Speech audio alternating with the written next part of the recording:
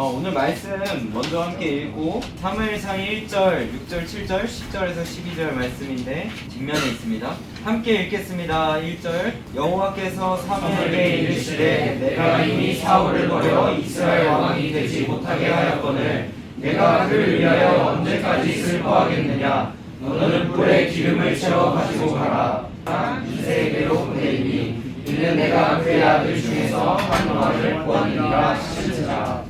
그들이 오기에 사무엘이 엘리압을 보고 마음에 이르기를 여호와의 기름 부으실 자가 과연 주님 앞에 있도다 하였더니 여호와께서 사무엘에게 이르시되 그의 용모와 키를 보지 말라. 내가 이미 그를 버려두라.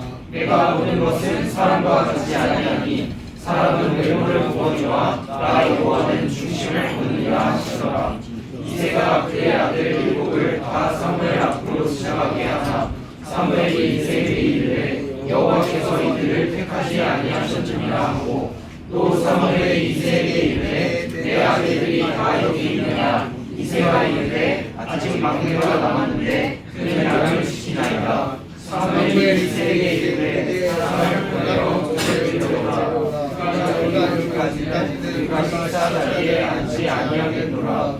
이에 사람을 보내어 그를 데려오매 그의 빛이 붉고 눈이 휘어나고 얼굴이 아름답더라. 여호와께서 이르시되 이가 그니 너나 기름을 부으라 하시니라. 아멘. 네. 어제 밤새 눈이 많이 내렸습니다. 다들 눈싸움 하셨나요? 아니요. 눈이 오니까 진짜 겨울이 왔구나를 좀 실감하는 또 하루인 것 같습니다. 또 하나는 고3 친구들의 졸업이 또 가까워졌다는 것도 또 체감이 됩니다. 이제 또 한 세대가 바뀌는 시기죠. 2주 전에 이런 걱정을 한 적이 있었습니다. 다음 주 사람들이 많이 안 오면 어떡하지? 전도를 더 열심히 해야겠다. 또 근데 그런 걱정과는 달리 지난주 이곳을 꽉 채웠고 오늘도 보니까 거의 예배당을 이 학교 기도 모임을 꽉 채우는 은혜를 누리는 것 같습니다. 저번 주 2주 전 그러면서 그런 상황 가운데 걱정 가운데에서 하준이와 민채가 소감을 보내준 게 있습니다. 혹시 공개해도 되나요? 네. 어디죠? 여기요. 아, 네. 네, 공개하겠습니다. 네. 뭐 엄청 긴 장문은 아니었지만 뭐라고 이야기했냐면 부족함 속에서도 하나님께 쓰일 수 있어서 감사하다고 합니다. 그리고 또 예배를 통해서 전보다 성장함을 느꼈고 앞으로도 또 예배를 통해서 성장하기를 바란다라고 이렇게 소감을 나눠줬습니다. 오늘은 이 나눈 두 가지의 내용, 그래서 이것을 가지고 하나님께 중심을 지키는 사람이 하나님께 중심을 두는 사람이 어떠한 사람인가 전하려고 합니다. 오늘 읽은 사무엘상은 왕정 시대입니다. 왕이 다스리는 나라.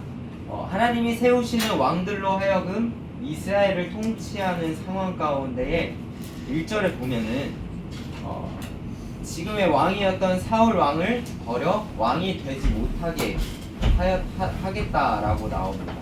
왜냐하면 사울은 하나님을 중심에 두지 않고 자기 뜻대로 행하는 왕이었기 때문입니다. 그렇기에 하나님을 중심에 두지 않은 사울 왕 대신 하나님은 사무엘에게 새롭게 될 왕 이새의 아들 중에 있다라고 지금 오늘 본문을 그렇게 이야기하고 있는 것이죠. 그래서 사무엘은 이새의 아들들을 만나러 갑니다. 그중 기름 부을 자가 누구인지 보기 위해서 한 사람 한 사람을 살펴보죠. 오늘 16장을 다 볼 수 없어서 제가 조금 줄여서 이렇게 올렸지만 그 상황 가운데에는 그 아들들을 이렇게 한 명 한 명씩 보기 시작합니다. 6절에 보니 사무엘이 첫 번째로 엘리압을 보고 이새의 아들인 엘리압을 보고 마음에 들었다라고 합니다. 아마 마음에 들었던 이유가 잘생기고 뭐 키도 크겠고 싸움을 잘하게 생겼을 수도 있고 또 어떻게 보면 왕 같은 사무엘이 보기에 왕 같은 상이었을 것입니다. 그래서 사무엘의 마음 속에서는 바로 이 사람이 기름 부을 받을 자이구나, 다음 왕이겠구나 생각했을 것입니다. 그런데 하나님께서는 7절에 뭐라고 이야기하시냐면, 함께 읽어봤으면 좋겠습니다. 시작. 여호와께서 사무엘에게 이르시되 그의 눈과 귀를 보지 말라. 내가 이미 그를 버렸노라. 내가 보는 것은 사람과 같지 아니하니 사람이 외모를 보거니와 나 여호와의 중심을 모르니라 하셨더라. 아멘. 하나님이 그렇게 생각했던 사무엘에게 뭐라고 말씀하시냐면, 용모와 키가 아닌 중심을 보신다고 말합니다. 하나님은 그 사람의 마음, 중심을 보신다고 이야기하는데, 이어지는 8절 9절에도 지금 나와 있지는 않지만 그 아들들을 차례대로 보지만 하나님 모두 아니다 라고 이야기하십니다. 그리고 11절에 사무엘이 이새에게 이르되 내 아들들이 이게 다냐 라고 물어봅니다. 그러자 이새가 아직 막내 아들이 남았는데 그는 양을 지키고 있다 라고 합니다. 그러자 사무엘이 그 이새의 아들 다윗을 데려오라고 하죠. 그러면서 이 11절에 보면 그가 여기 오기까지는 우리가 식사 자리에 앉지 않겠다라고 사무엘이 이야기를 하는데, 보면은 사람을 보내어야 할 만큼 그 거리에 대한 이야기는 나오지 않지만 사람을 보낼 만큼 그를 데려올 만큼 거리가 어떻게 보면 가깝지는 않았던 것 같습니다. 우리가 생각하는 이렇게 아들들이 있고 옆에서 양을 치는 그런 상황은 아니었던 것 같습니다. 그랬을 때에 그리고 또 7 아들만을 두고, 이런 중요한 일에 7 아들만을 두고 있다는 것을 봤을 때, 가족의 입장에서 봤을 때 그는 아직 기름 부을 받을 자가 아니라고 생각이 되었다라는 것이죠. 우리가 보통 막내 하면은, 여러분들 막내 집에 지금 막내가 있으신 분 있으십니까? 막내 하면 어떤 생각을 하죠? 아직 나이가 어리기도 하고 철이 없거나 내가 돌봐줘야 하는 그런 생각을 하곤 합니다. 또 이 다윗의 집, 다윗의 형제들을 보면 집안에서 제일 막내이기 때문에 위로 7명이나 있는 그 시기 가운데에 내가 가족들 뿐만 아니라 사무엘이 보기에도 지도력을 발휘하기도 이 어려운 상황 가운데 왕의 자질이 있을 거라고 생각하지 못했을 것입니다. 그저 그냥 양을 치는 존재이고 막내이며 집안에서 어떻게 보면 중요하게 아직은 생각하지 않는 그런 존재. 그렇지만 하나님은 오늘 그의 중심을 보고 그를 선택하셨습니다. 우리가 아직 16장에 다윗이 왜 기름 부음 받을 만한 자인지는 나오지는 않습니다. 그러나 알 수 있는 것은 이 선택은 사람의 눈으로 본 조건, 어떤 나이나 경력, 능력, 외모가 아니라 하나님 보시는 마음, 하나님의 계획이라는 것입니다. 그렇게 하나님은 하나님의 사람을 세우실 때 사람의 기준이 아닌 하나님의 뜻과 부르심으로 리더를 고르신다라는 것입니다. 이후에도 말씀은 계속해서 이어지는데, 다윗은 그 즉시 왕이 되지 않습니다. 그는 여전히 양을 돌보는 일을 하기도 하고 수금으로 연주하기도 합니다. 하나님 계속해서 그를 바로 왕으로 세우시는 것이 아니라 낮은 자리에서 훈련시키시고 준비시키십니다. 그리고 우리가 잘 아는 이야기인 결정적인 그 순간, 블레셋의 골리앗이 침략할 때에 바로 다윗을 골리앗 앞에 세우신다라는 거죠. 오늘 읽었던 16장 그 다음에 17장에는 우리가 잘 아는 그 다윗과 골리앗의 이야기가 나오는데요. 그 당시 다윗은 어린 소년이었습니다. 그리고 어떻게 보면 전장에 나가지 않는 그저 음식을 전달해주는 보급병과 같은 역할을 했습니다. 그래서 그 전쟁터에 형들은 이미 세 사람이 나가 있었고 그 도시락을 갖다 주러 갔습니다. 그런데 그때에 블레셋 장수 골리앗이 이스라엘을 모욕하는 소리를 듣고 분노하게 되죠. 그러면서 사울 왕에게 이야기하는 겁니다. 내가 가서 싸우겠다라고 이야기하는 겁니다. 그러면서 전쟁은 하나님께 속했다라고 말합니다. 이때에도 계속해서 사울이나 다른 사람들은 너가 여기에 왜 왔냐? 너는 지금 아직 키가 작고 소년이기 때문에 가봤자 개죽음을 당할 게 뻔하다라고 이렇게 이야기하지만 다윗은 그 가운데서 믿음으로 서고 나아갑니다. 그때 사울이 다윗에게 갑옷과 칼을 주죠. 근데 그것을 거절하고 자신에게 익숙한 물맷돌을 들고 바로 어떻게 하죠? 골리앗을 물맷돌로 무너뜨립니다. 그리고 칼로 골리앗을 죽이게 됩니다. 그리고 이스라엘은 승리를 경험하게 되죠. 이를 통해서 알 수 있듯이 우리가 보기에 작은 자도 하나님이 원하시면은 큰 일을 행하신다는 것입니다. 다윗은 양치기 소년이었고 이스라엘 군대 안에서는 기대치가 낮은 존재였습니다. 그는 두려움 대신에 믿음으로 나아갔고 골리앗을 향해 이 싸움은 사람과의 싸움이 아니라 살아계신 하나님의 싸움이라고 고백했습니다. 바로 그가 승리할 수 있었던 이유는 하나님이 함께 하신다는 믿음 때문이었습니다.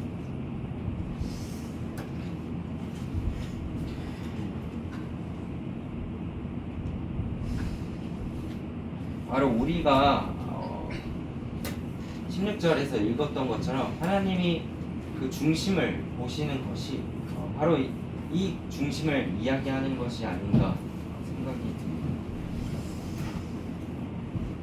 제가 하나님을 믿게 된 이유는 예배를 드려서도 있지만 하나님 안에서 변화되는 것을 경험했기 때문입니다.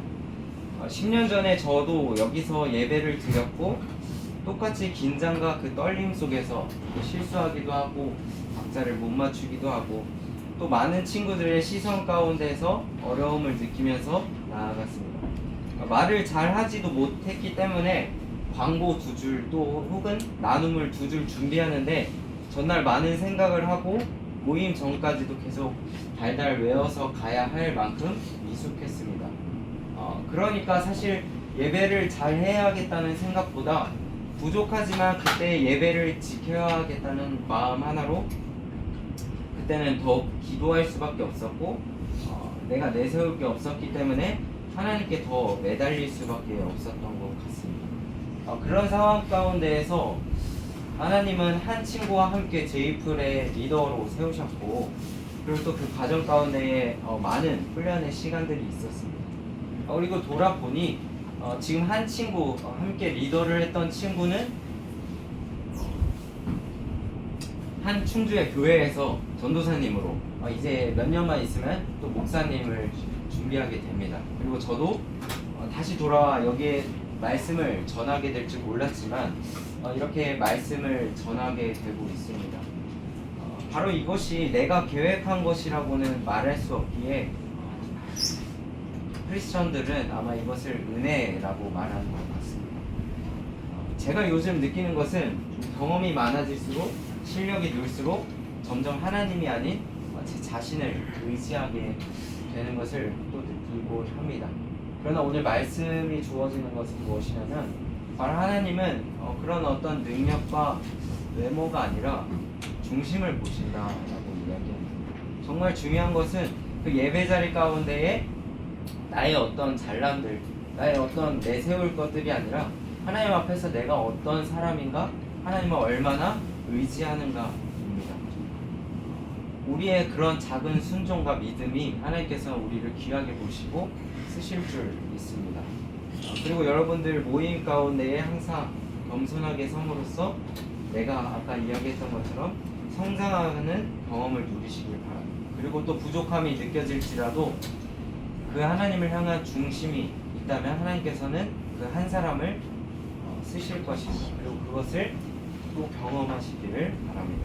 말씀을 마무리하면서 제이플 여러분 뭔 뜻인지 다 아시나요? 지저스 피플입니다. 예수님의 사람들, 하나님의 사람들입니다. 이름을 누가 지었는지 모르겠지만 제가 안 지었습니다. 근데 참 잘 지은 것 같아요. 오늘 세상 너무 빠르게 바뀌고 또 AI 시대 가운데에 가장 경계하는 것은 교육뿐만이 아니라 점점 그것들이 내 삶으로 다가오면서 나의 정체성을 점점 잃어가는 것을 느낍니다. 하지만 우리 제이풀 하나님의 사람들은 달라야 한다고 생각합니다. 그랬을 때 여러분 매주 이렇게 예배를 지키는 것이 너무 힘들지만 그 가운데서 하나님만을 의지하고 믿으며 그 정체성을 지키면서 살아가는 우리 제이풀 되기를 간절히 소망합니다. 네, 기도하겠습니다. 하나님 감사합니다. 아버지 오늘 이 제이풀 모임 또 허락해 주시면 감사합니다.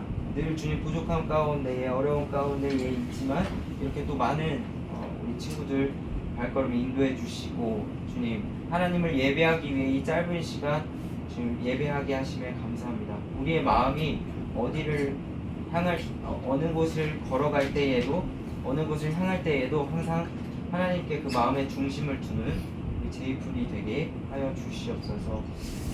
연말입니다 주님. 주님 안에서 그 많은 열매들을 맺게 하시고 보게 하는 한 해가 되게 하여 주시옵소서. 오늘 감사하며 사용하신 주 예수님 기도드렸습니다. 네. 광고. 예배